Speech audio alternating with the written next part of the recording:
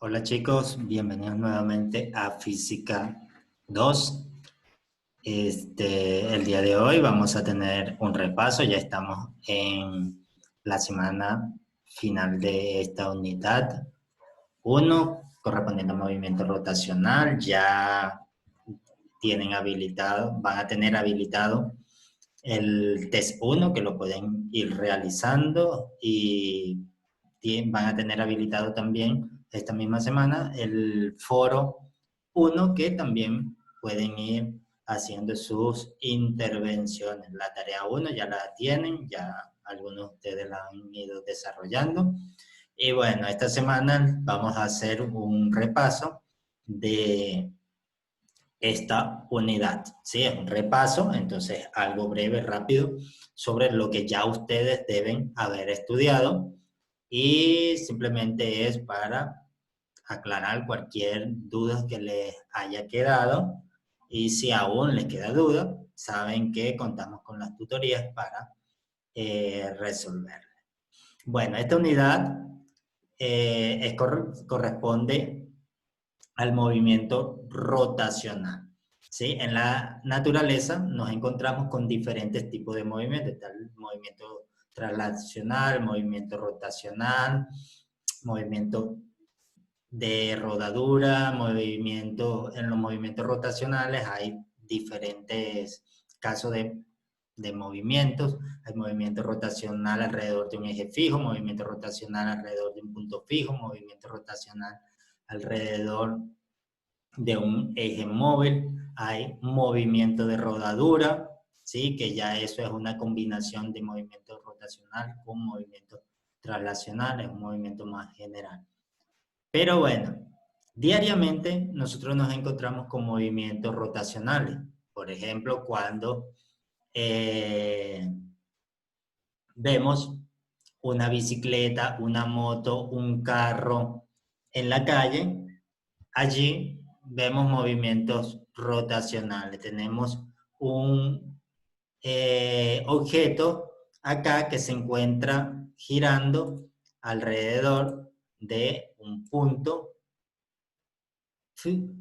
fijo, que puede ser móvil, ¿sí? Alrededor de este punto, cada partícula de este objeto, todas estas partículas, van a girar alrededor de este punto fijo. Eso es lo que es un movimiento rotacional. Entonces lo encontramos en muchísimas aplicaciones, en sistemas de transportes, en sistemas esféricos, por ejemplo, cuando jugamos baloncesto, cuando jugamos fútbol, cuando jugamos béisbol, cuando jugamos ecuavoli, cuando jugamos voleibol, tenemos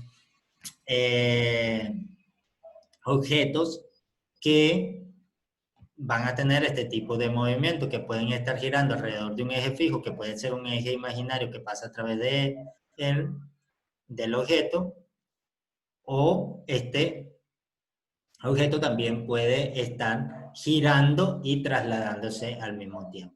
Cuando vemos la hora en un reloj de aguja, por ejemplo, vemos movimientos rotacionales, ¿sí? Las agujas van rotando alrededor de un eje fijo y si nos vamos un poquito afuera de nuestra visión, si nos vamos hasta las nubes o más allá de las nubes, a la estratosfera, a la topósfera o al espacio, y vemos la Tierra también tiene un movimiento de rotación alrededor de un eje que pasa por su centro, por ejemplo. Entonces, estos movimientos de rotación no son movimientos raros, no son movimientos ajenos a nosotros, son, por el contrario, movimientos que tenemos día a día. Entonces, hasta ahora ustedes habían estudiado en Física 1 lo que eran movimientos traslacionales. ¿Qué quiere decir un movimiento traslacional? Cuando definíamos un sistema de referencia y a partir de ese sistema de referencia, fuese en línea recta o en una línea oblicua, íbamos a tener una partícula que se iba a trasladar desde un punto hasta otro punto, ¿sí? Entonces, en este caso decíamos que era un movimiento traslacional porque se trasladó desde un punto a otro punto en un eje horizontal o en un eje vertical o en un plano donde había un eje horizontal y un eje vertical. ¿Sí? Para todos estos movimientos se estudiaron desde diferentes puntos de vista, desde el punto de vista de la cinemática traslacional y desde el punto de vista de la dinámica rotacional. Como ya ustedes saben, la cinemática se encarga de estudiar el movimiento sin tomar en cuenta, sin que nos importe qué es lo que está causando estos movimientos, y la dinámica nos permite estudiar el movimiento a partir de qué es lo que lo está causando. Y lo que causan los movimientos son las fuerzas. ¿Sí? Cuando una fuerza actúa sobre un cuerpo, allí va a alterar el estado de movimiento, de reposo de este cuerpo y se va a generar un movimiento. Entonces, con la dinámica estudiábamos a partir de las fuerzas que estaban actuando en un sistema cómo iba a ser el movimiento. La cinemática nos permite caracterizar el movimiento sin que nos importe quién es el que está causando este movimiento. También se vieron los principios energéticos, principio del trabajo de la energía, principio de conservación de la energía, principio de conservación de la cantidad de movimiento, y a partir de estos principios también se pueden estudiar de una manera más amplia, más general, los movimientos translacionales. Ahora, eso fue lo que se vio en física 1. En este caso, en esta unidad, en física 2, nos interesa estudiar el movimiento rotacional. Algo de esto ya deben haber visto en física 1, pero aquí lo vamos a estudiar un poco más en profundidad. El movimiento rotacional es un análogo del movimiento translacional en relación a cómo lo podemos abordar, ¿sí? En el movimiento translacional podíamos estudiar la cinemática del movimiento, podíamos estudiar la dinámica del movimiento, ¿sí? Y podíamos estudiar el movimiento a partir de los principios energéticos. En el movimiento rotacional podemos hacer exactamente lo mismo. Lo único es que ahora las ecuaciones van a adaptarse a este nuevo tipo de movimiento, ¿sí? Entonces, en movimiento rotacional vamos a tener la cinemática rotacional, la dinámica rotacional y los principios energéticos rotacionales aplicados a el movimiento rotacional. Y básicamente son las mismas definiciones, son las mismas leyes, lo único es que ahora estudiamos el movimiento no cuando se traslada, sino cuando rota, ¿sí? Entonces, para empezar, cuando vamos a estudiar el movimiento rotacional, ya no podemos considerar el objeto simplemente como una partícula que se traslada de un punto al otro, ¿sí? Y no podemos decir que el objeto es una partícula, sino que ahora venimos y tratamos el objeto como un cuerpo extendido, un cuerpo que suele conocerse como un objeto rígido o un sólido rígido, ¿sí? Y entonces este sólido rígido ya no vamos a decir que es una sola partícula, ¿sí? Cuando tenemos un movimiento traslacional, podemos tratar a cualquier objeto como una partícula, ¿sí? La tratamos como una partícula, no importa que sea una moto, un carro, una canica, un planeta entero, un cohete, no importa el objeto que sea, lo podemos tratar como una partícula si lo que vamos a estudiar es su movimiento traslacional, ¿sí? Pero cuando tenemos un movimiento de rotación ya no podemos tener ese enfoque, no podemos decir que es una sola partícula, sino que ahora decimos que es un sólido rígido. ¿Por qué? Porque cuando un objeto está girando alrededor de un eje, ¿sí? Las partículas que componen a este objeto van a tener direcciones, por ejemplo, dos partículas o más van a tener direcciones distintas en el movimiento en el mismo momento, ¿sí? Por ejemplo, si tomamos el movimiento en t igual 1, ¿sí? Por ejemplo, si tenemos el celular que está rotando, ¿sí? Decimos que esta partícula que se encuentra acá tiene esta dirección y la partícula que se encuentra acá en el mismo instante tiene esta dirección. Entonces, no todas las partículas se van a mover con la misma velocidad, con la misma aceleración en el mismo instante del tiempo.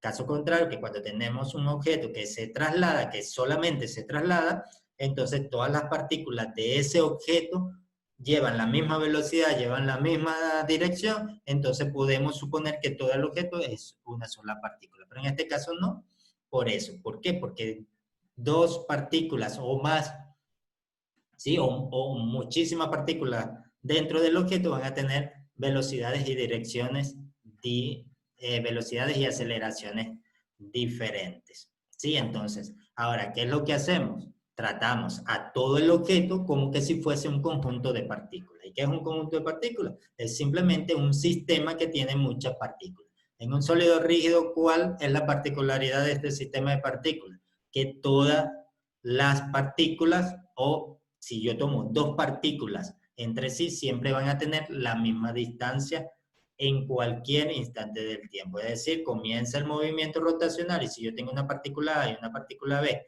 dentro del objeto, la distancia que separa esta partícula A de esta partícula B siempre se va a mantener constante. No importa cómo se haya movido, cuánto se haya movido, ni cuánto tiempo haya pasado, la distancia entre esas dos partículas siempre va a ser la misma. Entonces, nos vamos a enfocar principalmente en la rotación de objetos rígidos.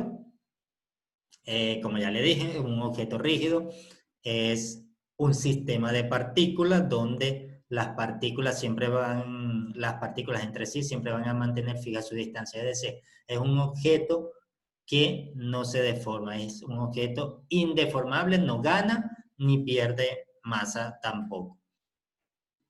¿Sí? Entonces, podemos estudiar o podemos plantear ecuaciones para estudiar el movimiento, igual como hicimos con el movimiento traslacional. Entonces, por ejemplo, tenemos acá un objeto, un movimiento rotacional puro. ¿Por qué decimos movimiento rotacional puro? Porque hay movimientos, por ejemplo, traslacional puro, cuando solo se traslada, está el rotacional puro, cuando solo rota y no se traslada, y hay movimientos generales, que es una combinación de movimiento traslacional y movimiento rotacional, es decir, el cuerpo gira y a medida que va girando también se va trasladando. Pero entonces, primero vamos a ver, o aquí vamos a ver el movimiento rotacional puro, que es un movimiento rotacional puro donde no hay traslación. Si no hay traslación, ¿cuál va a ser la particularidad? Que este objeto que está girando acá alrededor de un punto, ¿sí? Que es un eje, ¿sí? Es un eje de rotación. Ese eje de rotación es fijo, ¿sí? No se traslada, no es un objeto, no es un eje de rotación móvil, porque también tenemos un objeto que rota alrededor de un eje móvil. Pero si el eje móvil, es decir, este es el eje de rotación y tengo mi objeto que está girando acá, pero el objeto se está moviendo, entonces allí hay rotación más traslación, quiere decir que no es rotación puro. Rotación puro es cuando el eje no se mueve, siempre permanece en la misma posición y el objeto está siempre girando alrededor de ese eje fijo. Entonces, ¿qué pasa? Como se está moviendo alrededor de este eje fijo, el movimiento va a ser de esta forma. Puede ir en ese sentido o en el otro sentido. También podría moverse hacia este sentido. Es exactamente lo mismo, pero se mueve de esta manera. Entonces, si nosotros vemos y decimos que este es un objeto rígido y tomamos, por ejemplo, una partícula que se encuentra acá, cuando esta partícula comienza a moverse, va a hacer este movimiento, se va a mover, se va a mover, se va a mover, ¿sí? Y va a ir, va a ir, va a ir, va a regresar a su mismo punto. Entonces, si tengo una partícula en este punto acá, esta partícula va a comenzar a moverse, se va a mover, mover, mover, mover alrededor de ese eje, alrededor de ese eje y vuelve a su mismo punto. Ustedes me creen que esto fue un círculo perfecto. Y así, no importa dónde se encuentre la partícula, si se encuentra muy cerquita del eje, bueno, eso no está tan...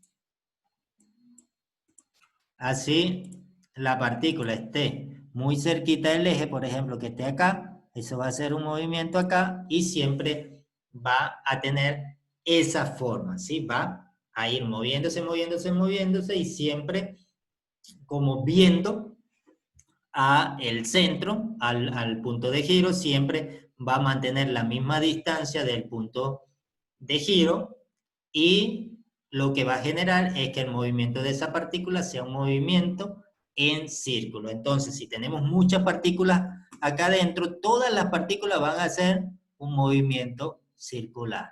Unos van a hacer círculos más pequeños, otros van a hacer círculos de radio más grande, pero todas van a hacer movimientos circulares. Entonces, si tenemos infinidades de partículas dentro de un cuerpo rígido, todas estas partículas, digamos que tenemos partículas acá en todo esto, todas estas partículas van a hacer círculos concéntricos, es decir, van a haber círculos pequeños, otros más grandecitos, más grandecitos, más grandecitos, hasta que lleguen al borde del objeto rígido. Pero lo interesante y lo necesario para saber es que todas las partículas dentro del objeto rígido van a realizar movimientos circulares, es decir, movimientos cuya trayectoria va a ser un círculo, ¿sí? Entonces, como estas van a ser trayectorias circulares, estas van a venir dadas por un ángulo que se va a desplazar, vamos a tener una longitud de circunferencia, ¿sí? Y vamos a tener un radio. El radio que es la distancia que hay desde el centro de giro o desde el eje de giro hasta donde se ubica la partícula, ¿sí? Y por eso es que es el radio de la circunferencia. La circunferencia tiene un radio, ese radio corresponde a la distancia que hay entre el eje de giro y la ubicación de la partícula que va a coincidir, va a ser el radio de esa circunferencia que se transcribe. Entonces, que se describe. El eje de rotación siempre es un eje que es perpendicular a la página. En este caso, si lo estamos dibujando en un papel, el eje siempre es perpendicular, ¿sí? Por ejemplo, si tenemos este celular que está girando y digamos que gira en un eje que pasa por acá, entonces es perpendicular al plano del objeto, ¿sí? Si este es el objeto, entonces, y aquí tengo el eje de giro, vean, siempre es perpendicular, no es paralelo, porque esto no puede girar así, ¿sí? Si girase alrededor de un eje que fuese así, paralelo, girase así, y no fuese el movimiento, ¿sí? Tendría que girar así y sería perpendicular al plano. Bueno, aquí es lo mismo, cada punto de la trayectoria genera círculos, ¿sí? Entonces vamos a tener diferentes círculos y bueno, este movimiento va a venir descrito podemos describirlo por la longitud de circunferencia, es decir, la distancia que recorre en la circunferencia, el perímetro, la distancia que va a recorrer dentro del perímetro de la circunferencia, tenemos el ángulo que va a ser qué distancia ha barrido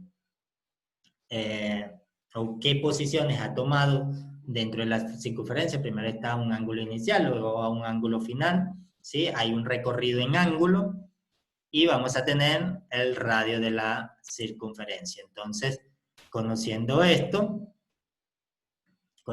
todos estos parámetros, radio, longitud de circunferencia, podemos conocer el ángulo. ¿Y el ángulo qué es lo que me dice? Me dice cuál va a ser la posición. Ahora, esta longitud de circunferencia no es la que me dice la posición, ¿sí? No es como cuando teníamos en el movimiento traslacional, que era un X final, un X inicial, un X final. Entonces, sabiendo esta distancia, podíamos saber cuál era la ubicación. Aquí no es exactamente esto, esta L, sino la ubicación en el ángulo. Inicialmente, si planteamos un sistema de referencia que pasa por acá, decimos, si la partícula se encuentra acá sobre el eje del sistema de referencia, va a estar en un ángulo 0, ¿sí? Y cuando comienza a moverse, comienza a tener un ángulo acá, otro ángulo acá, otro ángulo acá, aquí tiene otro ángulo, aquí tiene otro ángulo, y donde se ubique, ¿sí? Por ejemplo, el ángulo hasta acá sería un ángulo más o menos así, el ángulo hasta acá es un ángulo que iría hasta acá. Bueno, me disculpan, no debería quedar tan feo, pero bueno, ustedes me entienden, ¿sí? Va a medida que la partícula se va moviendo, va teniendo una posición angular. Entonces, ahora la posición en el movimiento rotacional nos vamos a referir a ella no simplemente como posición, sino como posición angular. ¿Por qué? Porque si nosotros sabemos cuál es el ángulo de la partícula que ocupa la partícula, esa es la posición donde se encuentra. Inicialmente está en un ángulo θ igual a 0, luego puede estar, por ejemplo, acá en θ igual a pi medio, luego puede estar acá en θ igual a pi, y así sucesivamente podemos ubicar cualquier punto en la circunferencia y saber en qué ángulo se encuentra. Y esa es la posición, porque ahora estamos haciendo movimientos rotacionales, movimientos angulares. ¿Por qué angulares? Porque el ángulo va barriendo, ¿sí? Va desde 0 hasta 360 grados, o lo que es lo mismo, desde 0 hasta 2pi. Entonces, el ángulo lo podemos calcular como la longitud de cuerda que tenemos acá dividido para el radio. O la longitud la podemos calcular si conocemos el ángulo y el radio, o podemos calcular el radio, ¿sí? A partir de esta ecuacióncita, teniendo dos de esos valores, podemos saber el otro. Pero como θ es la que nos representa la posición en el movimiento rotacional, lo que nos interesa es saber, siempre conocer cuánto vale θ, ¿sí? Porque esa va a ser la posición. A partir de la posición podemos plantear todas las demás ecuaciones, podemos plantear la velocidad promedio, la velocidad instantánea, aceleración promedio, aceleración instantánea, podemos hacer absolutamente todo. Entonces, cuando hablamos de movimientos rotacionales, al igual que en movimientos traslacionales, existen unidades, ¿sí? Por ejemplo, la distancia o la posición en el movimiento traslacional nos podemos referir a ella en metros, nos podemos referir a ella en kilómetros, que también pertenece a la unidad de metros, ¿sí? Es un múltiplo de esta, pero podemos irnos a otro sistema de unidades y podemos usar, por ejemplo, la pulgada, ¿sí? O podemos usar el pie como unidad. Entonces, en el movimiento rotacional también tenemos lo mismo. Ahora, como no nos referimos a una posición en metros, ni en pulgadas, ni en pies, entonces lo que hacemos es ubicar una posición angular, entonces nos tenemos que referir a este como una unidad angular. Existen, básicamente, o tenemos estas dos unidades, los radianes y los grados, ¿sí? Una circunferencia completa tiene 360 grados. Y una circunferencia completa, si la hablamos en términos de radianes, tiene 2 pi radianes, ¿sí? Que es la relación que llegamos acá, ¿sí? Un círculo completo tiene 360 grados, y si vemos, por ejemplo, el perímetro de un círculo, va a ser igual a 2pi por el radio. Y si sabemos que el ángulo es igual a L sobre R, ¿sí? La longitud de arco sobre el radio, si sustituimos esta longitud que tenemos acá, 2pi por R, R se cancela con R y nos queda θ igual a 2pi. Entonces eso nos dice que 2pi radianes es lo mismo que 360 grados. Entonces, podemos siempre estudiar sea en grados o sea en radianes nuestro problema. Podemos simplemente decir, la partícula tiene una posición de 90 grados o decir que la partícula tiene una posición de pi medio. Es exactamente lo mismo. Y así para cada grado dentro de la circunferencia podemos tener un equivalente en radianes, o para cada ángulo en radianes podemos tener su equivalente del ángulo en grados, ¿sí? Entonces, todas las ecuaciones que nosotros tratemos para movimiento rotacional lo podemos tratar tanto en radianes como en grados.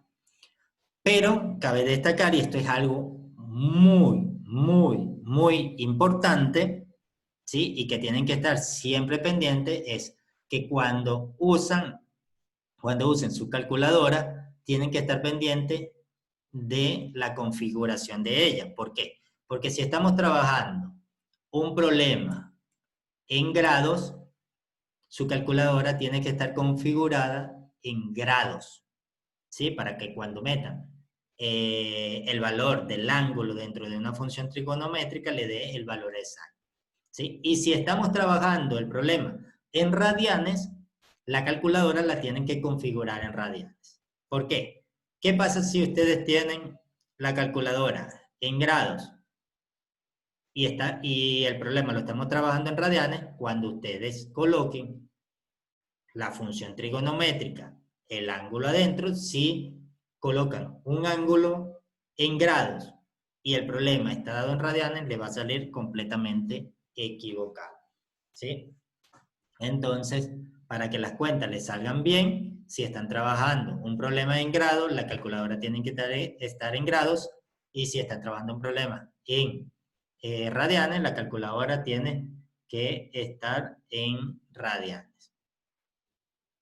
Entonces, así, ya sabiendo que θ representa la posición angular, entonces nosotros podemos calcular o determinar cuáles son los desplazamientos. Porque, ¿qué es el desplazamiento? Es simplemente la distancia que hay después de que una partícula ha recorrido un cierto tiempo, una distancia, ¿sí? Entonces, si inicialmente tenemos un ángulo, por ejemplo, como tenemos acá, esto tenemos un ángulo inicial que va desde acá hasta acá, este ángulo que tenemos acá, luego comienza a moverse y el ángulo ya no es solamente este que teníamos acá, sino que recorre hasta acá, medido desde su posición de origen. Entonces, tenemos un ángulo inicial, un ángulo final, ¿sí? Si inicialmente estaba aquí, no es que ha recorrido todo esto, porque puede ser que su movimiento comenzó estando aquí. Entonces, si estaba aquí y llegó acá, ¿cuál va a ser su desplazamiento? Un desplazamiento angular que corresponde a esta longitud que está acá. Y eso va a ser un delta teta. ¿Y delta teta quién va a ser? Teta final menos teta inicial. Es decir, teta 2 menos teta 1, teta final menos teta inicial. Si ven, es exactamente lo que teníamos cuando aquí teníamos, por ejemplo, delta x igual a x final menos x inicial.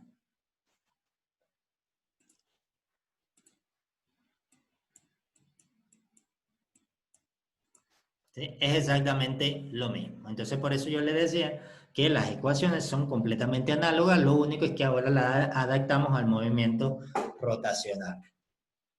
Y así, bueno, comenzamos. En el movimiento traslacional, la velocidad de una partícula, la velocidad promedio de una partícula, el cambio de la posición en X o en Y con respecto al tiempo. Aquí es exactamente lo mismo, lo único es que la posición es una posición angular. Entonces, la velocidad promedio angular, o la velocidad angular promedio, va a ser igual al cambio de la posición con respecto del tiempo. Y también podemos considerar la posición o la velocidad instantánea, que es exactamente la misma definición que para el movimiento traslacional. La velocidad angular instantánea es el límite cuando delta t tiende al 0 de delta θ sobre delta t. Y eso no es más que la derivada de la función posición con respecto del tiempo. La velocidad angular, por lo general, la medimos en radianes sobre segundo.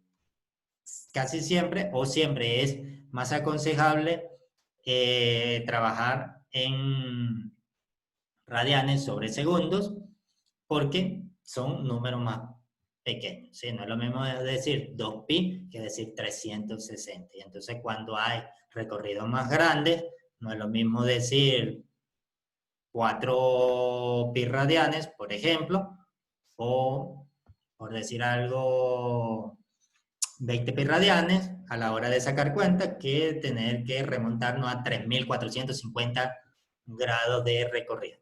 ¿Sí? Entonces, por simplicidad, por practicidad, por hacerlo todo más fácil, entonces usamos los pi radianes. Pero esto no quiere decir que sea la única forma de trabajar. Fácilmente lo podríamos hacer en grados y no habría ningún problema, ¿sí? No habría ningún problema, solo que a la hora de escribir tendremos que escribir más y a veces cuando uno escribe puede cometer errores de transcripción, errores de escritura. Entonces, mejor tratar de hacer todo en la forma más básica posible, más fácil posible. Entonces, la aceleración angular, tenemos también la aceleración angular promedio y la aceleración angular instantánea, y es exactamente la misma definición. La aceleración angular promedio es el cambio de la velocidad angular final menos la velocidad angular inicial sobre el cambio del tiempo o sobre el periodo del tiempo que se tardó. Y tenemos también la aceleración angular instantánea igual a la derivada de la función velocidad angular en función o diferenciada con respecto al tiempo, la derivada de la velocidad angular con respecto al tiempo. Si tenemos un movimiento rotacional cuya velocidad es constante, es decir, que no varía, entonces obviamente su aceleración va a ser igual a cero. ¿Por qué? Porque si tomo la velocidad final y la velocidad final igual a 4 radianes sobre segundo menos la velocidad inicial, que también vale 4 radianes sobre segundo, por ejemplo, eso va a dar 0. 2 radianes sobre segundo menos 2 radianes sobre segundo, eso da 0. 1000 radianes sobre segundo menos 1000 radianes sobre segundo va a dar 0. Entonces, si la velocidad es constante, nunca va a haber aceleración. Entonces, su aceleración va a ser igual a 0 para los movimientos con velocidad angular constante. Y bueno, la aceleración también es un cambio de la posición con respecto al tiempo al cuadrado. Entonces, en este caso, si la posición la medimos en radianes, las unidades para la aceleración angular van a venir dadas en radianes sobre segundos al cuadrado. Entonces, cuando vimos física 1, se estudiaron ecuaciones de cinemática con las que uno podía describir el movimiento. Podíamos conseguir posición, podíamos conseguir velocidad, podíamos conseguir aceleración, podíamos hacer toda una descripción, podíamos conseguir tiempos, podíamos conseguir desplazamiento, recorrido, posiciones de la partícula, todo con unas ciertas ecuaciones. En la cinemática rotacional tenemos exactamente lo mismo. Las ecuaciones son exactamente lo mismo, lo único es que ahora vamos a quitar la variable traslacional y colocar una variable rotacional. Por ejemplo, θ va a reemplazar a X o a Y, ¿sí? Si era un movimiento vertical o un movimiento horizontal. ¿Sí? Omega, una letra griega que parece una W, que en este caso representa la velocidad angular, va a reemplazar a la B que nosotros teníamos que nos representaba la velocidad lineal. Y la A, que era la aceleración traslacional, ahora va a venir dada por la letra griega alfa, que representa la aceleración angular. Entonces, acá tenemos para la aceleración, movimientos con aceleración angular constante y movimiento con aceleración traslacional constante.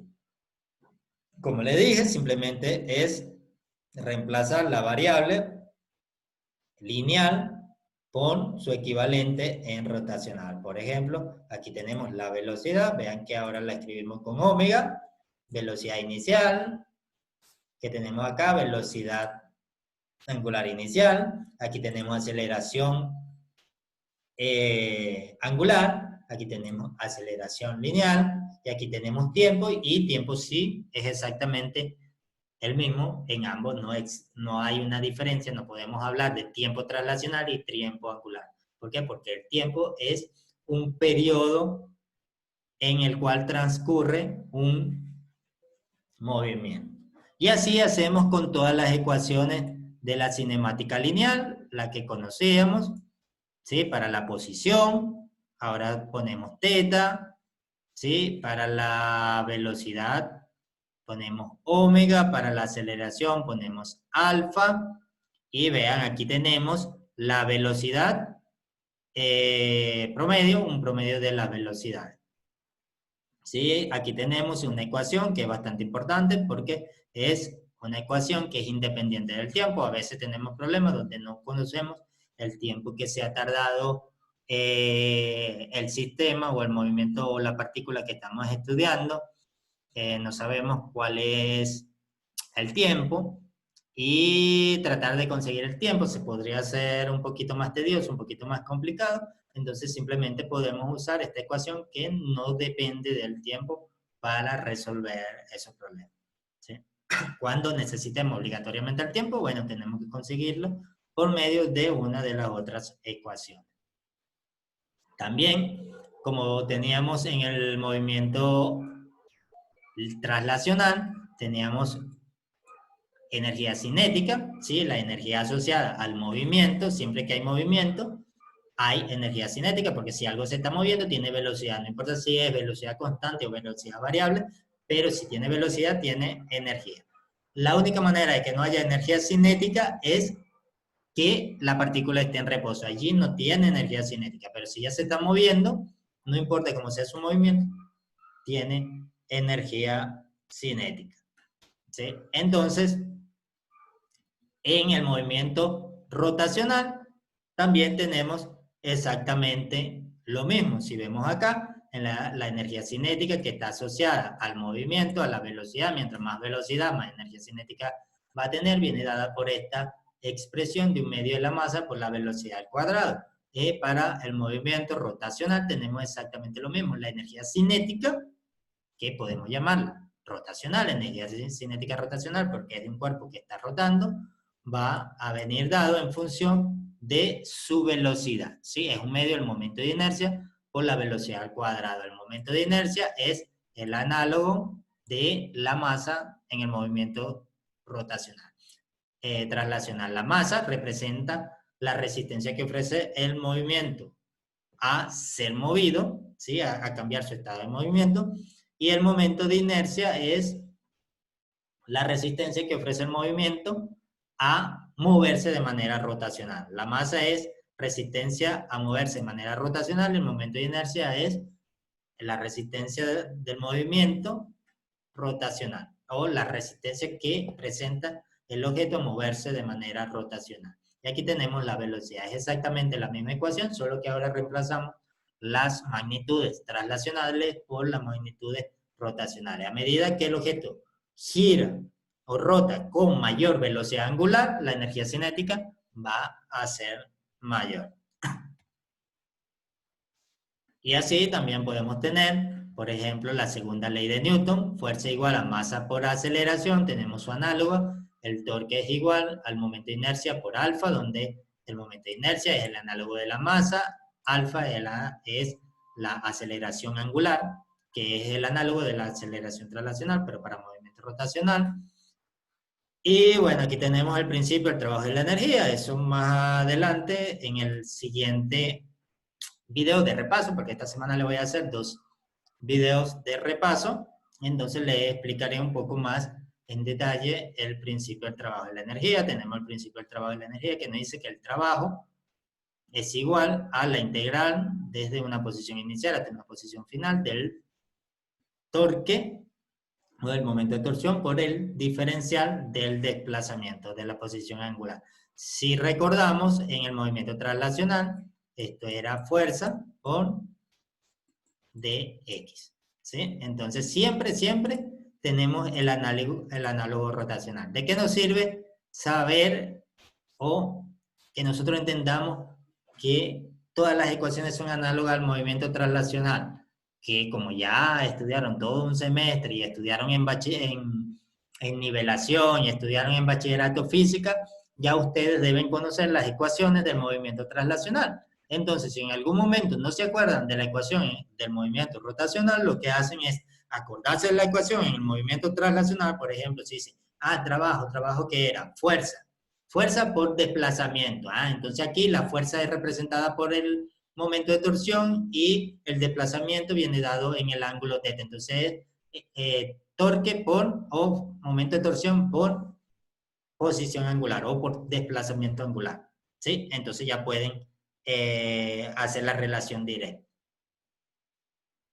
Y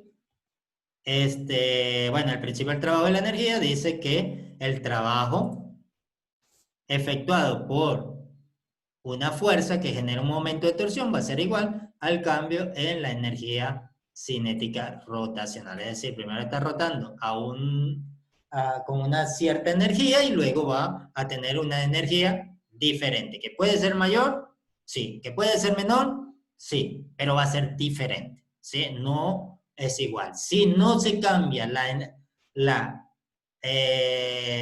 energía cinética, entonces el cambio de la energía cinética sería cero, porque la energía cinética en el punto 1 sería igual a la energía cinética en el punto 2. Entonces si hago energía cinética final menos energía cinética inicial, que son iguales, eso me daría cero. ¿Qué me querría decir eso? Que la fuerza aplicada no ejerce momento de torsión. Entonces, si no ejerce momento de torsión, no genera ninguna aceleración. ¿Sí? Entonces, espero que les haya servido este resumen. Para la próxima clase le haré otro resumen más y que espero que con esto puedan resolver los ejercicios de la tarea, con esto y con todo lo que ya tienen, que tienen bastante material suficiente como para adquirir un buen conocimiento, un conocimiento sólido de esta unidad, que con todo lo que han estudiado ya puedan resolver tanto la tarea, tanto el foro como el test que ya a partir de esta semana van a tener habilitado en su aula virtual. Bueno chicos, me despido de ustedes, chao chao, hasta la próxima clase.